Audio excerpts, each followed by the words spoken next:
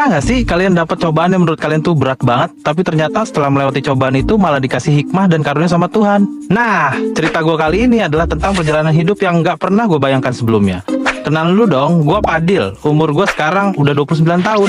Gue seorang desain grafis yang hari-hari kerjanya cuma pakai kolor, tapi gaji gue dolaran. Asik. Sebelum gue bisa sampai kayak sekarang, gue pernah punya pengalaman hidup di mana gue ngerasa momen itu adalah cobaan berat yang sampai sekarang pun nggak bisa lupa sama momen itu. Jadi awal mula cerita, kita mulai sekitar 5 tahun yang lalu.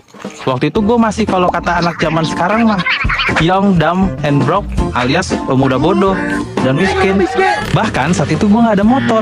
Jadi kalau kemana-mana sering banget tuh gue nebeng temen. Untung temen gue banyak yang baik, sehat-sehat orang baik.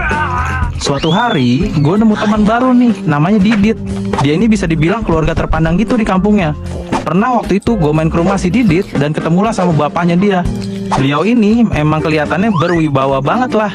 Tipikal bapak-bapak bijak yang mau kehidupan keluarganya tuh tertata dengan baik. Setelah skip beberapa hari, gue kebetulan main lagi lah ke rumah si Didit. Di situ gue diajak ngobrol sama bapaknya si Didit. Dia bilang, gue tuh kelihatannya ramah dan bertanggung jawab. Anjay, langsung besar kepala aja tuh gue. Kalian juga tuh, saat itu beliau cerita kalau si Didit ini anaknya emang rada bandel dan gampang terbawa arus. Karena takut anaknya salah arah, cuman main sama nongkrong mulu, beliau nyaranin supaya gue nemenin Didit buat buka usaha. Jenis usahanya bebas, terserah gue sama si Didit yang nentuin. Si bapaknya Didit ini tinggal ngasih modal. Wih, itu mata gue langsung berubah jadi dolar tuh. Gue pikir kapan lagi gue dapet kesempatan buat buka usaha ya kan? Nah, karena pada saat itu gue masih terlalu lugu dan punya ego tinggi, gue langsung resign dari kafe tempat gue kerja. Dan terima dah tuh tawaran bapaknya Didit. Sampailah dimana gue cairin tuh uang modal sama si Didit. Kita berdua langsung tuh persiapan buat buka kafe gitu. Ya walaupun tempatnya kecil tapi masih layak lah untuk dijadiin tempat usaha.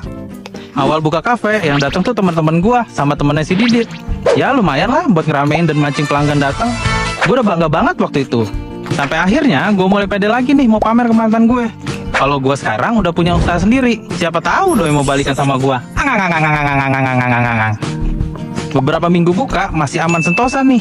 Sampai datanglah seorang parasit. Kita sebut aja makhluk ini namanya Deden. Si Deden ini emang kelihatan banget tampang kriminalnya cuy.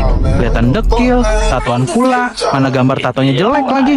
Tapi walaupun gitu, si Deden ini salah satu anak skena kota gitulah. Jadi si Didit yang emang kebetulan ngebet gaul ini, ya dia mau aja temenan sama Deden. Gue sih nggak ada masalah apa-apa kalau Didit mau temenan sama siapa aja.